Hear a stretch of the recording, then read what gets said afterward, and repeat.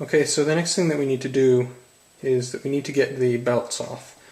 So the power steering belt and the alternator air conditioning belt.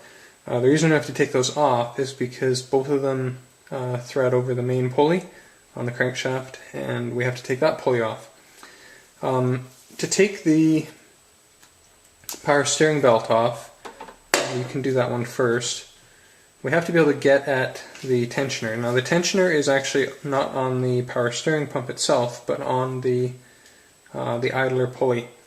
And they do have an adjust bolt that you use to get to it, but it's a little bit tricky. Honda says the way to do it is to use this access port. There's a knockout plastic access port in the back of the light housing that you can supposedly feed an extension down and get to it. The adjust bolt is pretty much immediately below and just inside the alternator pulley. So kind of down and under here. Get a flashlight, see if you can kind of locate it. It's long and it runs with a threaded section through the idler pulley for the power steering belt. It's a bit of a trick to get to it. I've never been able to get to it using the way that Honda recommends. I've always done it by fashioning kind of a strange extension setup with the 12mm socket. That's what you'll need at the end, a universal joint, and then as many other extensions as I feel I need.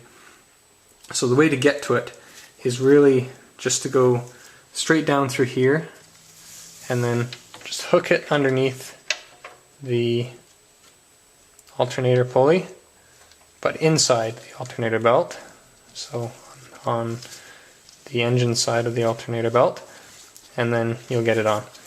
And then with the universal joint, as long as you bring it to the right angle, it won't bind up. Now before you turn it, you have to, and I've already done this, you have to loosen the bolt that goes through the idler pulley. You don't have to take it out, but just loosen it so that the idler can be relaxed as we loosen the tension. You will need a wrench for that. You can go down through the top. Because the splash guard is off the bottom of the engine, I find it easier to just kind of crawl underneath and do it under there.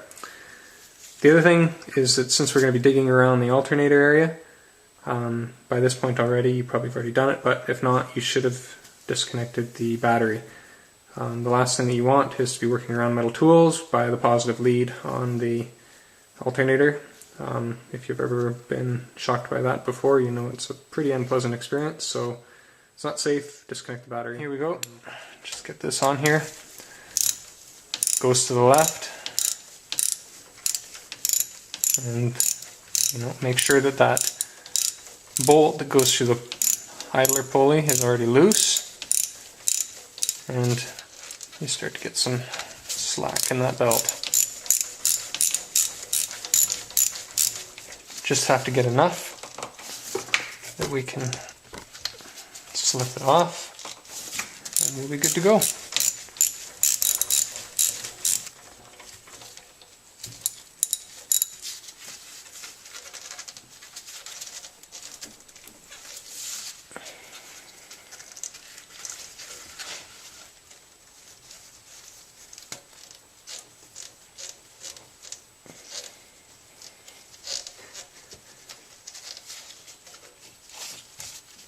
Sometimes you have to give it a bit of a wiggle to get the idler to relax, but with enough, there.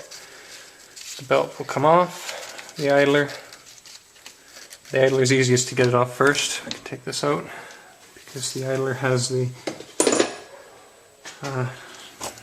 shallowest grooves on it, and then just thread that out, and there's our power steering belt.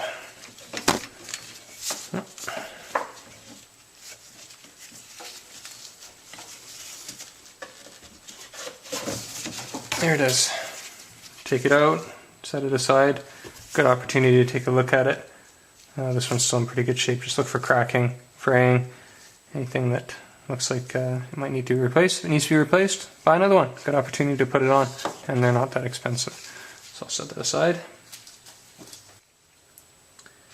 Okay, to get the alternator belt off, the procedure is pretty much similar to what we did for the power steering belt. The difference is that it's a little bit more accessible. The first thing you need to do is loosen the adjust bolt that runs through the top of the alternator. So you can get to that. It's 14mm bolt, just a simple ratchet extension with a deep socket on it, or shallow socket would work fine. And then it's just right here at the top of the alternator body.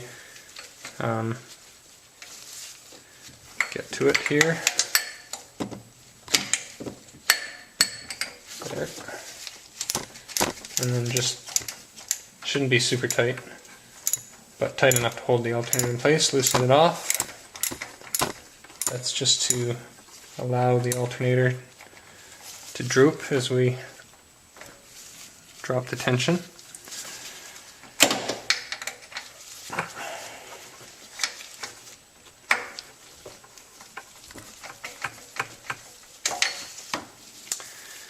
And then we can get out our fancy extension set up again with the universal joint on it and the 12mm socket. And that will go right down here onto the tensioning nut, which you'll be able to find just by looking pretty much directly below the smaller of the two plugs that goes into the alternator. And again, to the left, and it will loosen off. Sometimes you have to coax it a little bit. Yeah, belt's pretty loose. Looks like we'll need to just hit it with the, loosen the tensioner off just a little bit more, and we'll be free.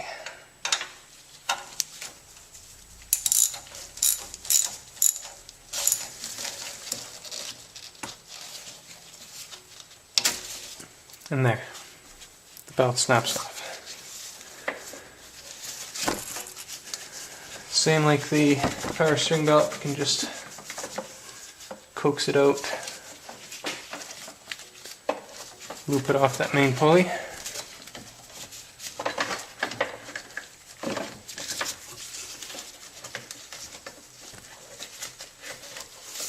Remember which one it is. Again, take a look at it. This one looks fine. Look for cracks, fraying. Set it aside. So there, the belts are off.